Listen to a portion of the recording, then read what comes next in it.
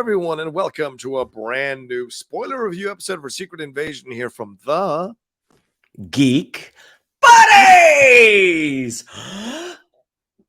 Hey! Being a little quiet because we've got some work going on at the house. So if some of you hear some drilling or some noises or some knocks, just letting you know ahead of time that is what's happening here at the house. But I will do my best to mute myself when that noise gets to be a little too much, as we have the back and forth here during this particular review. But thank you so much for joining us. Shannon, this is episode 3, Betrayed of Secret Invasion here on Disney Plus from Marvel. A lot of people were expecting to get something really interesting in this third episode because of what happened at the end of the last episode, finding out that Nick Fury is possibly married to a Skrull without him knowing it.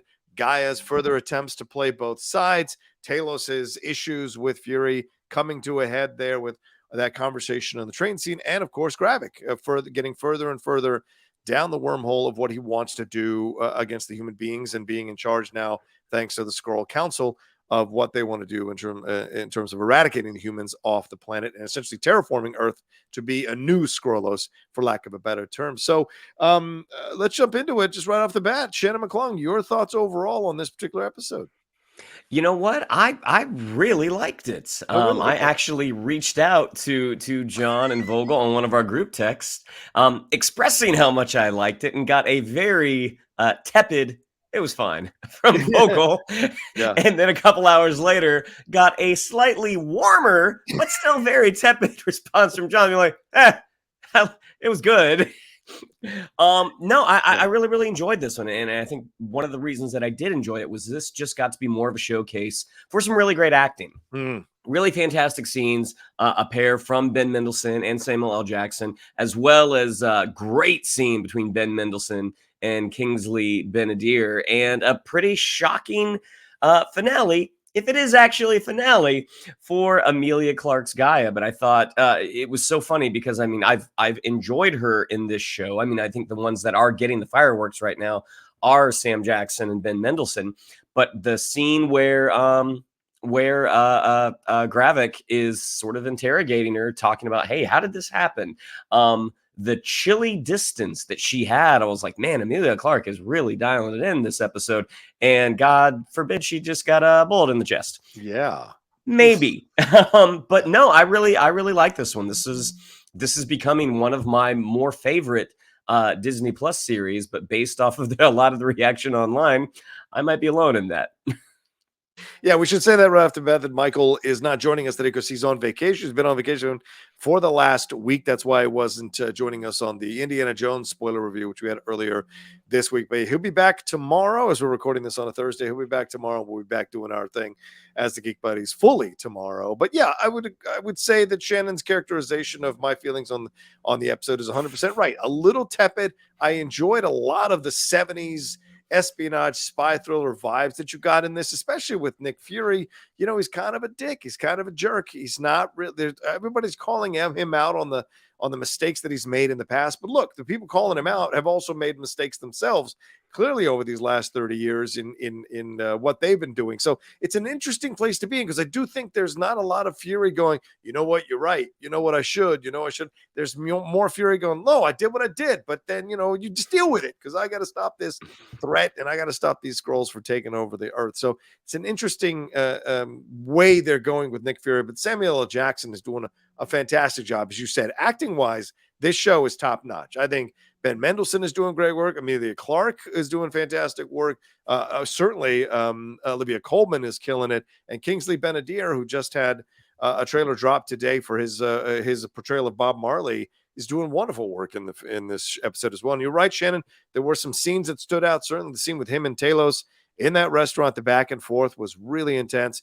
The scene with Priscilla / Varra, which we were both right. I get all of us were right, I think, on that one. With Fury, their conversation as well, and then of course the stuff with Talos and Fury in the bar, the back and forth that they're having as well. So there's a lot here in terms of the conversations that were happening, along with a little bit of, in my opinion, forced humor.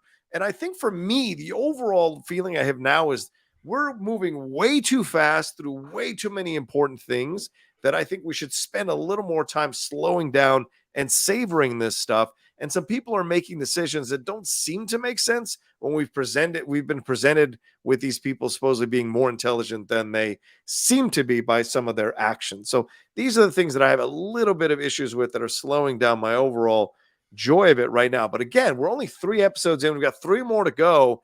If they stick the landing hard, I think this will be all worth it in the end, and we can reappraise it all over again when we watch it. But we're going to break this thing down. It is a spoiler review, so if you haven't seen the episode, go and see it. Come back and join us as we break this thing down. But let's talk about. I want to break this down with relationships here, Shannon, because not a lot happened, but a lot did happen. It was more in the conversations that stuff was happening than necessarily this big plot to shoot down a UN plane there from the British submarine that was the fake plan of Gravik's there to expose the traitor that Gaia is. But let's deal with Talos and Gravik here. I mean, Gravik wants to use as I said, a British nuclear submarine for an attack on a UN plane to start World War III. He brings in, Gravik does, the council there for a quick, brief moment to see what he's doing. He mentions Super Skrulls, that he has a plan for the heroes, that he wants to lure the heroes back so he can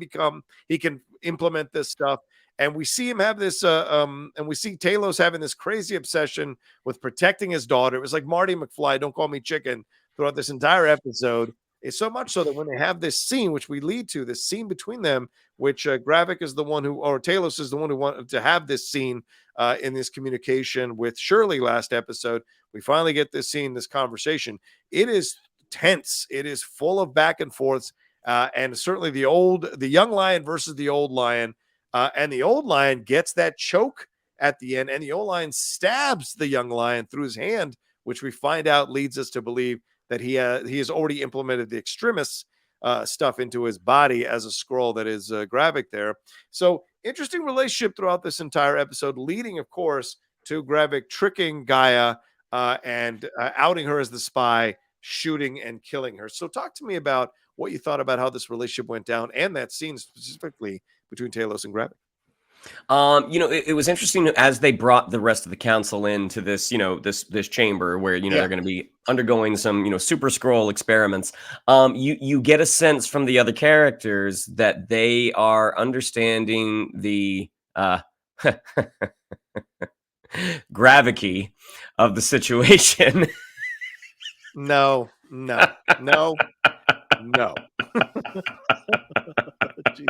I just felt Mike's eye roll from across the country. Anyway, yeah. They're understanding they made a deal with the devil.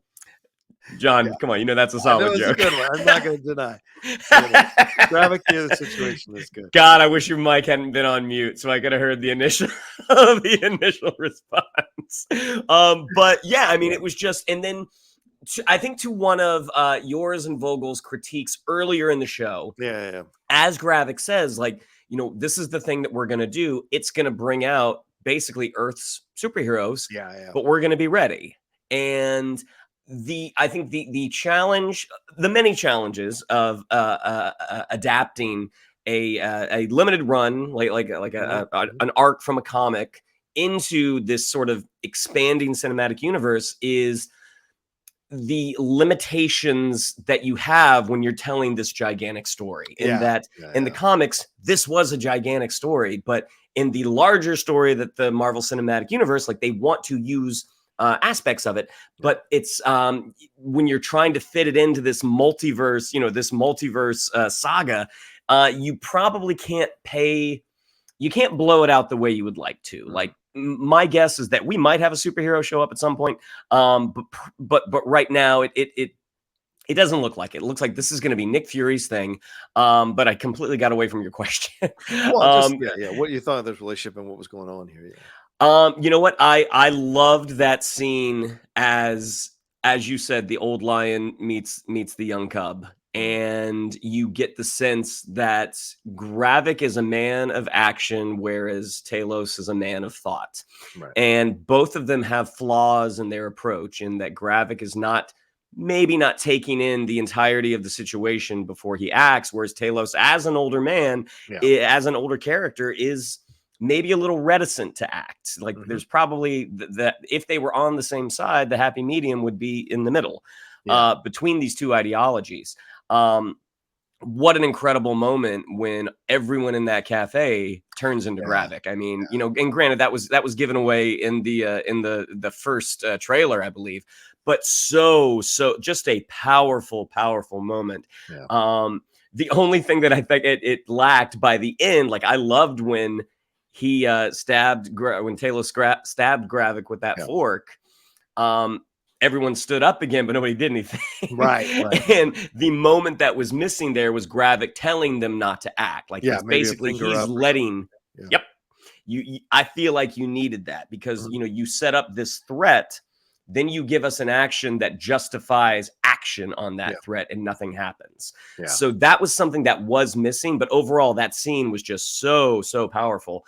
And then leading to the older guy kind of bumping into Talos, and we're pretty sure that it's Gaia. Yeah, that was Gaia. Yeah, absolutely. But then as you know, that van passes by, we see that same older guy walking past, but there's Gaia. So I mean, there's some Skrull trickery going on, but you know, that scene, to me, that scene is the show right now. And I think that's why I did hold this episode in such high esteem, is the arguing back and forth, the debate back and forth. And you really see, like, if any of our audience doesn't watch or hasn't watched Bloodline on Netflix, you really get to see kind of the menace of Ben Mendelsohn when he tells Gravik, you need to be very, very careful here. Just really strong acting work.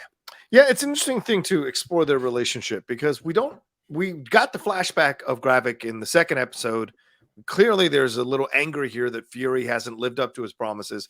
And clearly, Varra, Priscilla, calls him out on what he did as well, just like Talos did in the train in the last episode. So we've got a lot of anger towards Fury here. But I need to find out what Gravik's point of all of this is. What has made him turn on human beings in such a harsh way like he does in the show? This is what I think is missing here. The scenes are great. I mean, the scene with him, the old lion, young lion thing that they're doing is fantastic. Of course, he's a young man. Of course, he's going to be a man of action. He's going to want to do things in a hardcore way.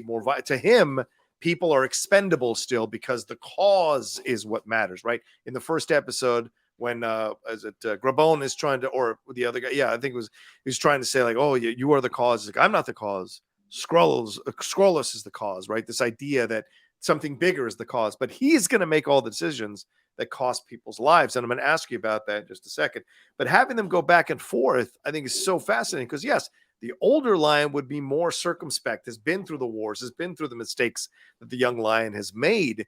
And so understands that there's a better approach here. Plus, he does love human beings. And they have the back and forth where he says to him, like, you know, you don't know them the way I do. You don't respect them the way I do. Nothing brings human beings together more, and nothing makes them more dangerous than when they think that they're going to die or when they think that they're pushed into a corner. And you've got to factor that in, but he is not factoring that in. So I like that there was a healthy exchange of ideas between them in the back and forth and where we're going. But it leads me to my next question. What do you think about Gravik's plan here? I mean, he essentially implemented a fake plan that cost Skrull lives in order to expose the traitor, which was Gaia. And then he shoots and kills Gaia. So let's hit both of those at the same time. What do you think of Gravik's plan here? Do you think Gaia is dead? And why, if Gaia can turn into an old man and turn into all these things, why didn't she turn into something else to escape New Skrullos after she had essentially betrayed Gravik and his intentions in that attack? You know, in terms of the plan, like I don't think Gravik would have had an issue if the plan had gone through. Like maybe it's coming a little faster than he would be, than he has prepared his people for. But ultimately, if it does succeed, great. As far as outing a saboteur or a rat or a spy, you know, that makes perfect sense. I mean, you know, it's the whole, you know, you can't make an omelet without breaking some eggs. And these are the eggs he had to break. He had to sacrifice a couple of his people to save more of his people down the line. I think that's probably the point of, that's the point of view there is, you know, we're gonna lose some people, but ultimately this is gonna save lives. It's, you know, it's the Star Trek 2. It's, you know, the one for the many. But as far as whether or not Gaia actually died, I don't know. We've not seen Emilia Clarke in her Skrull form. Right.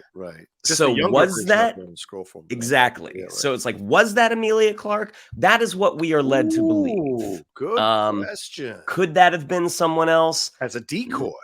Yeah, I mean, that's certainly possible. Interesting. Okay. Because again, even though he did shoot her, Yeah. the speed in which he left, Yeah. and maybe that again is the arrogance of a younger man. Yeah. It's like, I would really want to be sure that she were dead.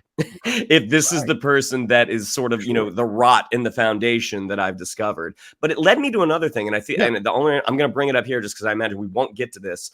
There was a moment that at that scene at the beginning between Beto and the other two Skrulls, where I was like, is Beto a plant from Fury?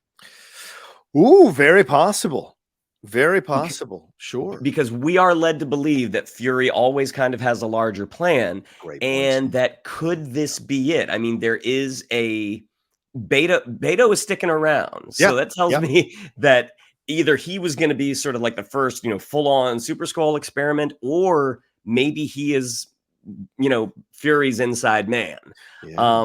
I could be 100% off, but that was something like, as he was talking with the older two Skrulls, that was the thought that I had, is like, there is not a reticence, but there's a discomfort here that we're picking up, or at least I'm picking up, that could lead to something else. That's a great thing you bring up. Let's talk about it a little bit. Yeah, because I mean, the reticence, as you point out, could be one, that he's a young Skrull who's been brought in and he was struggling out on the street, and now he sees that if he wants to be a warrior, he's going to do have to do some unsavory terrorist type things. So is he happy doing that? And so that could be the reticence. Or, as you said, he could be a young agent that Fury has recruited. And look, what did Talos call him out on, which we'll get to, is that, you know, you wouldn't have risen up the ranks of S.H.I.E.L.D. if it wasn't for all of us getting dirt, going undercover, you know, people not knowing about us being here on Earth. And so we were able to imitate or become other people that helped you solve cases or helped you get information that moved you up the chain. So why wouldn't he still be doing that with a younger Skrull here, planting them? Because the whole thing of the show has been that Fury is, 5 steps behind. He can't do it anymore. He's too old. But wouldn't this be an interesting way for him to mess with everybody, knowing that he had put this plant in from the beginning? I thought, as you were talking, that maybe Beto transformed himself into Gaia and took the bullet for Gaia. But I like your idea a little bit better, that Beto could be a plant by Fury to be a part of this, especially if we are confirming that a certain somebody is a Skrull who was on the other end of the line. That could be real interesting to think about if it is a Beto who is a plant there and is discovering all this information and what have you. And so he's got both Gaia and Beto getting him information. That's a excellent point I hadn't even considered, Shannon. So, anything more to say on that? Because I wanted to touch on the Gaia stuff as well. Well, it could 100% be wrong. No, but I like it. It's a valid theory. It's a look. If Michael can toss out that Talos is behind this whole thing, then I think you can toss out Beto possibly working for Fury. So we shall see. But yeah, the Gaia situation, I hope this isn't the end. This would be so flat. Do you know what I'm saying? Like when Colby Smulders died, we had seen Maria Hill in a number of Marvel situations. So her dying has an impact. Although I will say, no one's talking about it now for 2 episodes. No one's mentioning it. No one's like really feeling it. Nothing. So, I mean, we did mention, obviously, we did have the thing in halfway through the second episode where her mom was there and don't let her death be for nothing, but they don't mention her the rest of the episode. They don't mention her all in this episode. So I got concerns here about how we're dealing with death in the Secret Invasion show. So if Gaia is really dead, this would be very disappointing for Emilia Clarke. But just like you, I anticipate that she isn't, because there are a few scenes from the trailers that she hasn't shown up in. That doesn't mean everything in the trailers is going to show up in a show or a movie, but it is something to consider over the next week until the next episode comes out. If she is dead, would you feel that this is a mistake by the show? Man, it's tough to say. I mean, I think there's kind of 2 ways of looking at it. Like when you have a performer of Emilia Clarke's status, right, exactly. Generally, when you knock one of them off, the ending isn't so unceremonious, that there's sort of a bigger moment. Even Kobe Smulders, as she was dying, she did get to have that moment. Yeah, one line. Of yep, if she wasn't sure if it was Nick, even though Nick is saying it wasn't me, she didn't actually know. And I think as someone who is about to, you know, shake off this mortal coil, that is the worst way to do it, is like, did my friend just kill me? Yeah. What a way to go. Right. At the same time, you know, not to reference a different show, but like, you know, years ago, there was the Sarah Connor Chronicles. Yeah. And in its second season, they knew they weren't coming back. And the way they knocked off Brian Austin Green's character was exactly like this. It was even less ceremonious, because he's coming around a corner and a Terminator just pops him in the head and he just goes down, and that's it. Yeah. So this ending was kind of in the middle, in that it was very, very sudden. I love that Gravik almost didn't let her finish her sentence. Yeah. Because I'm like, that is it. That is a decisive move. Whether or not it's the right move, we'll see. But the fact that she's like, you know, are you for the Skrulls, or are you our worst enemy? Bang, she's gone. But the fact that they did kind of pan down, they did let us see what she looks like without her human shell. Right. Again, like, I'm pretty sure, like, we could tell that was a female, but we don't know if that was Emilia Clarke or not. Right. So it'll be interesting to see. My guess is that she's probably not dead, but then you have to explain why he took off so quickly. Yeah, right, exactly. And it would make sense for Gravik, in terms of how he did this, to not let her finish the sentence, because he's a young man. He doesn't want to be contradicted. So this thing is, that's been my point about Gravik. He is all ego.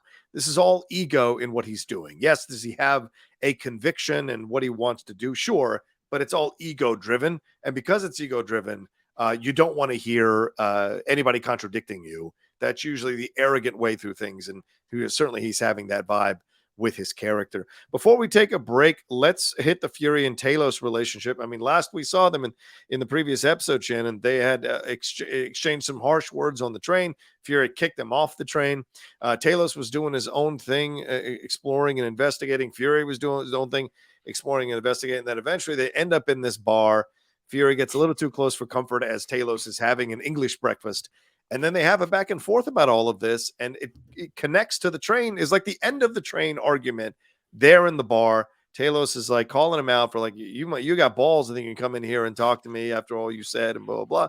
And Talos simply is apparently just asking for an ego stroke. Just say that what we did meant something to you and that we mattered, and then we'll be fine. So did you like that is what ended up happening? And then later the scene where they're going to the naval commander's home, and what happens there, and how he figures out that Talos has been taken by the other Skrull, and then Talos shooting the dude to try to stop World War III, or in anger at his daughter, but they were trying to stop World War III in essence.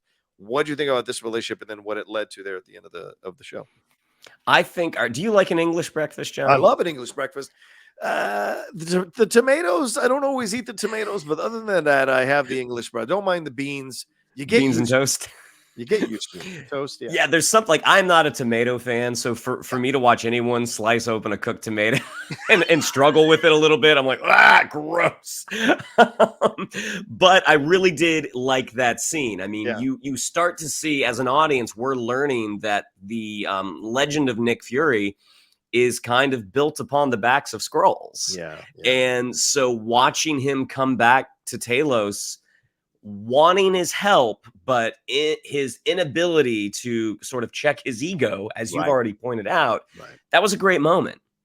And I mean, I love the expression from Ben Mendelsohn, the whole, you got a lot of balls saying what you said to me, and then coming and asking for help. I'm not asking for help. He's like, oh, you just coming? You want an English breakfast? I mean, that was a great interaction between two friends, lifelong friends who have had a disagreement, and that maybe there's some things that haven't been said because it's like, well, it's my buddy. I'm going to let him. He's going to do that, but I know ultimately he's a good guy. I mean, and you see Talos finally kind of put his foot down, be like, no, it's time for you to acknowledge the contributions that we made, and that you would not be where you are if not for us. And the fact that Fury did it. Yeah. I mean, that was eventually, yes. Well, yeah. I mean, you're still in the same setting. he got there. He didn't do it right away. No self-respecting man does it right away. You have to be a little conflicted. But no, I mean, I thought that was great. But like as they're back in the car and Fury again flips back, he's like, I've been cleaning your mess up for years. They're talking about the dog comparison, the interspecies relationship. He immediately goes back to his old argument, like I've been cleaning up your mess for years. Like, are we back to this?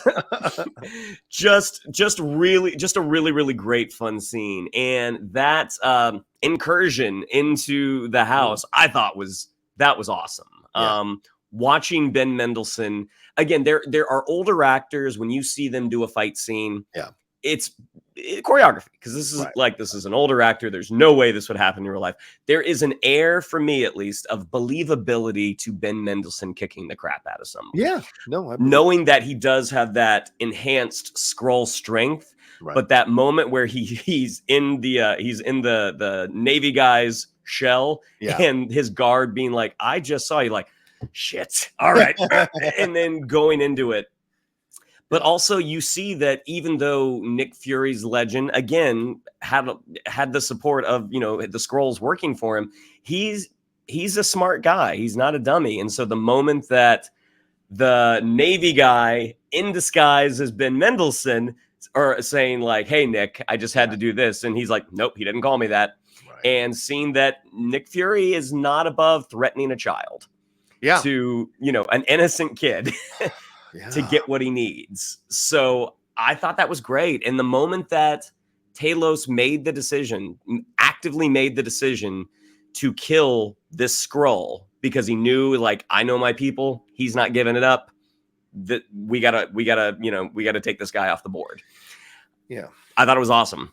I see. But this is where I think we might have to come to a disagreement here, because I liked the scene in the bar.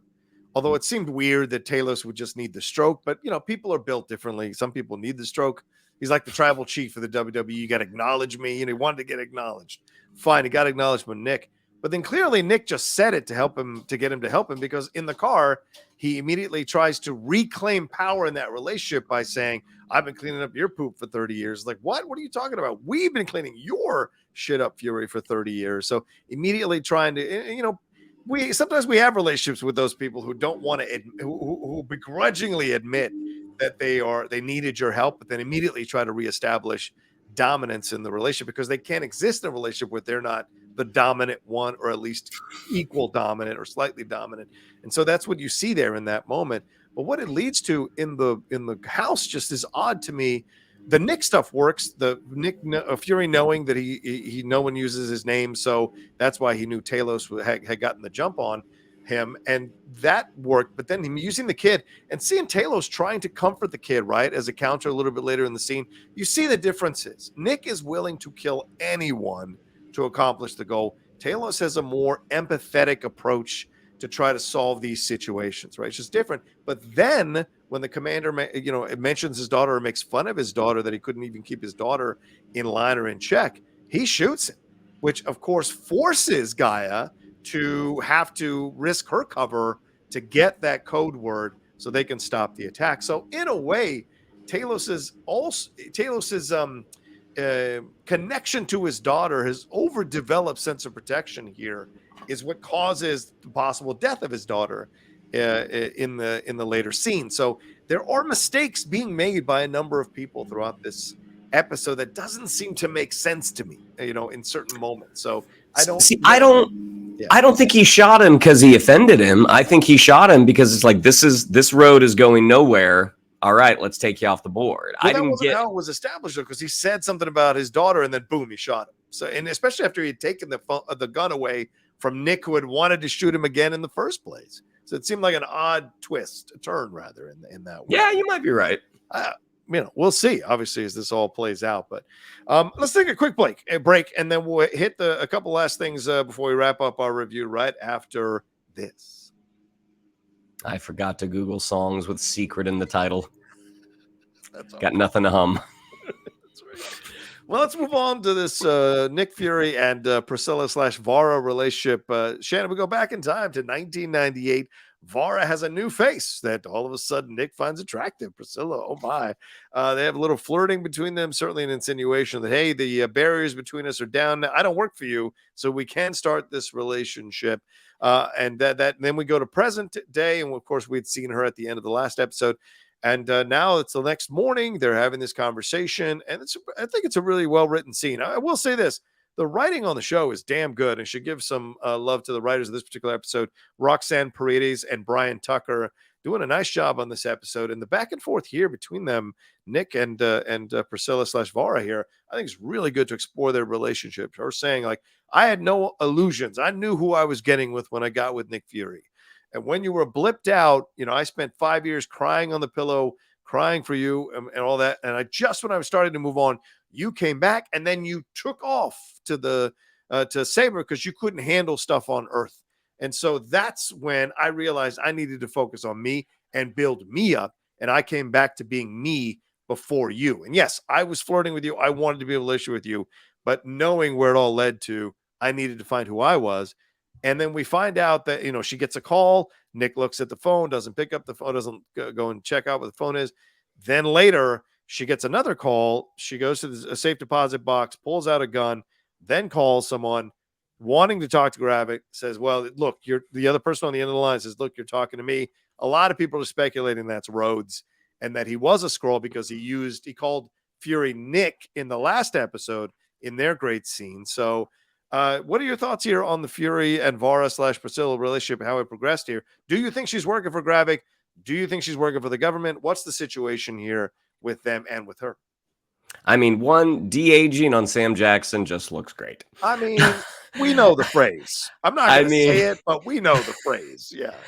But also, I mean, and I think it is one of the differences, like with Dial of Destiny that's out right now. I mean, the Sam Jackson's voice to me at least, hasn't changed. Like he has always sounded the same, despite the fact that he has gotten older. Like his vocal cords don't seem to be aging. So it is incredible. Like you throw a little bit of hair on him and you smooth out some wrinkles. Like, yep, that's Sam Jackson. That's Sam Jackson. From 30 years ago.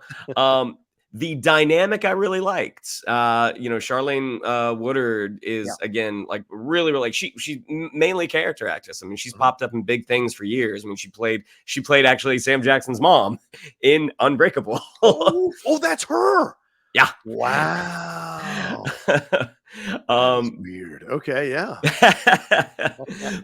But like seeing this young version of them when they decided to take this leap together, this relationship leap, and then cutting to present day where Nick doesn't know if he can trust her. Like so much time has passed. There was the blip. There's also the time that he was gone in space. And knowing that, oh my gosh. And again, we still don't have the full backstory on Gravik. We don't.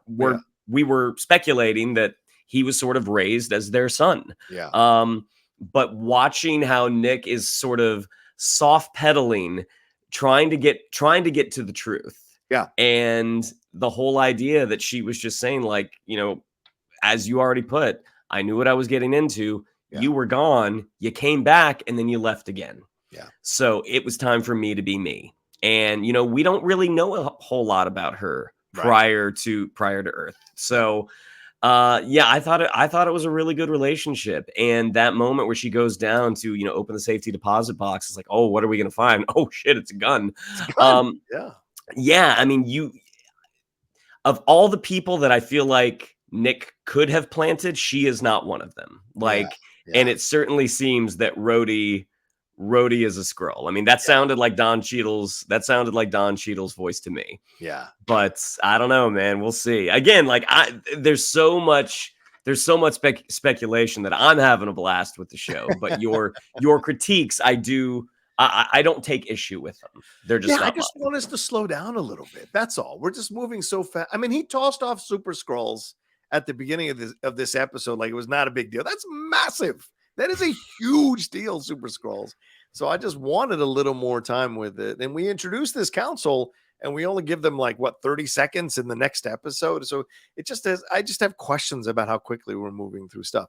That being said, when we do slow down and we do have these interactions like we have with Fury and Varra there, it is great. By the way, you make an excellent point. Charlene Woodard, that is 69 years old. She looks incredible. Incredible. Years old, okay, people, incredible. So the back and forth with them was so real and lived in and authentic in this relationship that I thought it was really cool. And so I don't know if I'm ready to not like Varra. Do you know what I'm saying? Or want her to be on Gravik's side. So I like that it gives us a little bit of mystery here in what she's doing. And the fact that she wants to talk to Gravik, what does that mean? What happened since Fury took off to space there to get away from all the stuff that was going down here, like Talos called him out on doing last episode? I want to see what turned her, if she's working for Gravik, what turned her into wanting to work for Gravik.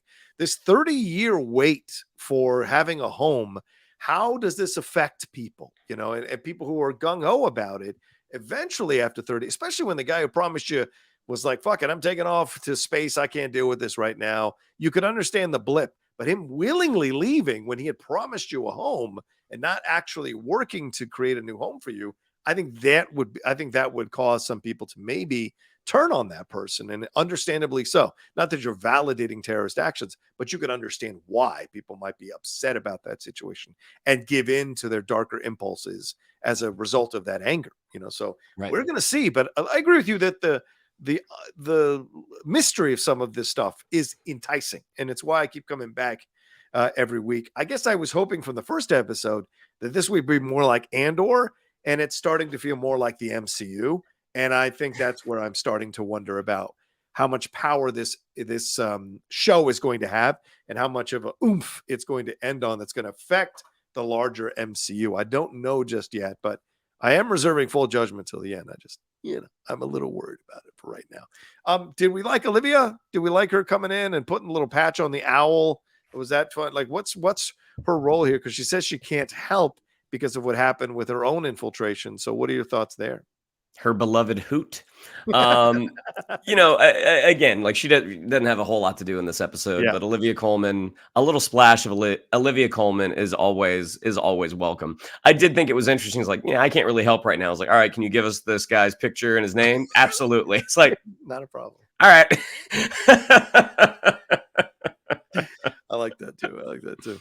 All right. Is there anything we missed? Anything you want to touch on in your notes, or anything that we didn't kind of go into before we wrap up our review here? I'm looking through my notes and I don't see too much that we didn't talk about. So what do you think? No, I mean, I think we covered it all. Just other than the disagreement that I said, great friggin' episode, and Priscilla might be a traitor. That you and I disagree on the first part. Yeah, we'll see what happens. What do you think? What do you predict for the next episode as we wrap up here? Anything you want to go out? I mean, the Beto one is a pretty good prediction, Shannon. But is there anything more you think might happen here? Well, I mean, we haven't really had the Fury Gravik confrontation yet, right? And if the sequence of events in that, Talos chatted with Fury, you left, Priscilla chatted with Fury, reason dictates that someone else is going to say something to him. My fingers are crossed for Gravik, even though, you put those two in a room together, it's like, all right, something bad's going to happen. Right. So you might not do that until, your 5th or 6th episode, but I'm very curious about what that relationship actually was. Yeah. And I'm curious to see if Everett Ross and Rhodes are in one of those pods. That Gravik has been setting up, and that Gaia walked in. There was many more people in those pods than before, and they mentioned Dreykov, right? In the 1998 flashback with Varra and Fury, they mentioned Dreykov, which is a connection to Black Widow, and there have been a lot of rumors that Black Widow was going to come back in Secret Invasion. So is Florence Pugh coming back, or God forbid, are we seeing a surprise Scarlett Johansson cameo as Natasha in all of this? Was that Natasha who was killed in Endgame and not actually... Or was that a Skrull who was killed as Natasha and not actually Natasha? That would drive people insane. But I don't know. Just throwing it out there. You mentioned Dreykov. That's got to lead to something. And I know we have Thunderbolts coming, so maybe that's what it's leading to, with the connection there with Olga Kurylenko's character as Taskmaster. But we shall see. What's your speculation on that reference? Well, I think if that had been a Skrull that had jumped off in on that other planet, I think she would have turned back into a Skrull when she died. Oh, that's a good point, son of a. And my guess is the Dracoff name drop is more just sort of establishing players that were involved in that time, and we knew that's around the time. Yeah, I think that's around the time that Black Widow was a kid. Yeah. Oh, good point. Maybe maybe it might be after. Yeah, I might have my timing confused. We'll see.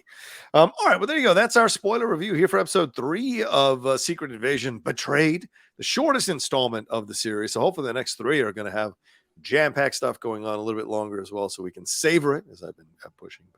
But there you go. So thank you all so much for watching this episode and or listening to it, as you always can on our podcast. Shannon, what do we have to tell them?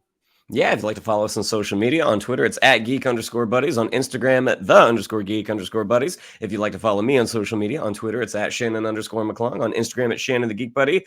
If you would like to follow Mr. Vogel and his cross-country eye rolls, it is @MKToon. And if you would like to follow Mr. Rocha, and just savor it. Just savor it. It's @the Rocha Says. Just sit in it. That's all I'm asking. Put a little gravy. Hang out. And as I said, please remember to subscribe to the channel down below. Hit that subscribe button. Hit that bell button so you see we're dropping all the content we do here, both Geek Buddies and otherwise on the Outlaw Nation.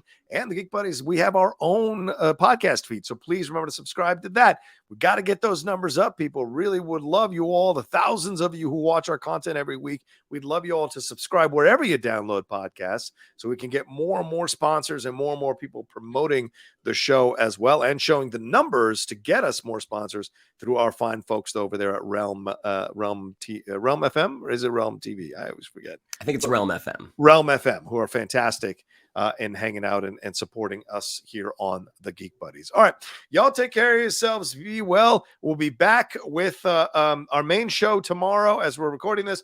And then also Vogel and I will be back for a review of Strange New Worlds episode 4 coming out as well later on this week. Y'all take care of yourselves. Be well. And we'll talk to you next time with another brand new spoiler review episode of the Geek Buddies.